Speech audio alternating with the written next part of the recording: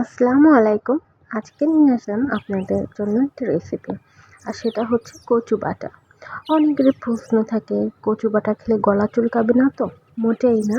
আমি যেভাবে এটা করেছি আপনারা সেভাবে এটা করবেন, দেখবেন একদমই গলা চুলকাবে না। প্রথমে আমি কচু এভাবে চাকচাক করে কাটা ছিল, তো এটা আমি পানিতে ভিজিয়ে রাখবো 15-20 মিনিট। আমার আম্মু আগের রাতে এটা কেটে রেখেছিলেন, তো আমি এটা এভাবেই ভিজিয়ে রেখেছি। তো এরপরে আমি একটা গ্রেটার নিয়েছিলাম, আর গ্রেটারের একদম মিহি কুচি যেটা আছে ওটা দিয়ে কুচানোর ট্রাই করছিলাম, বাট ওটাতে ভালো মতো কুচানো হচ্ছিল না। এরপরে আমি আবার মোটা মোটা যে অংশটা আছে ওইটা দিয়ে কুচানোর ট্রাই করেছি। তো এটা দিয়ে কুচানো ট্রাই করার সময়ও এটা ভালো মতো কুচানো হচ্ছিল না, দেখা যাচ্ছিল ভেঙে যাচ্ছিল, হাত দিয়ে ধরতে পারছিলাম না, হাত কেটে যাচ্ছিল। তো এরপর আমি যেটা করলাম, এরপরে আমি বটি দিয়ে কুচি কুচি করে কেটে নিয়েছি। আসলে গ্রেটার দিয়ে আমি বিভিন্ন রেসিপি যেটা দেখলাম অনেকেই গ্রেটার দিয়ে কুচি করে তারপরে ব্লেন্ড করছে, তো আমিও সেটা ট্রাই করেছিলাম, বাট ভেঙে যাচ্ছিল। আসলে কচুটা আমার আম্মু প্রথমে ভেবেছিল রান্না করবে, তো এই জন্য ওরকম করে কুটেছিল।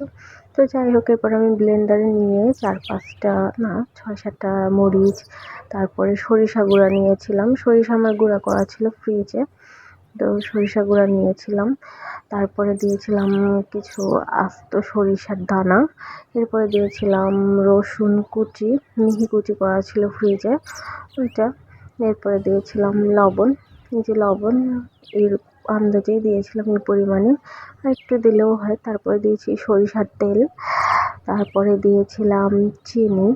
সব কিছু আপনার আন্দাজ মতো দেবেন। অনেকে নারকেল দেয় বা নারকেল বাটা দেয়। তো তারপরে আমি যে এটা ব্লেন্ড করে নিলাম খুব সুন্দর করে, এবং এটাই ছিল এই যে ইন্দুবালা ভাতের হোটেলের বিখ্যাত রেসিপি কচু বাটা। এই যে আমি খাচ্ছি, একটুও গলা চুলকানি, আর এত মজা হয়েছিল, সত্যি সত্যি সত্যি ভীষণ মজা হয়েছিল। আপনারা এটা অবশ্যই ট্রাই করবেন, নির্ভয়ে ট্রাই করবেন, কোনো গলা চুলকাবে না। আর রেসিপিটা যদি ভালো লাগে তো সবার সাথে শেয়ার করবেন, আশা করি ভালো লাগবে। তো সবাই ভালো থাকবেন, আল্লাহ হাফেজ।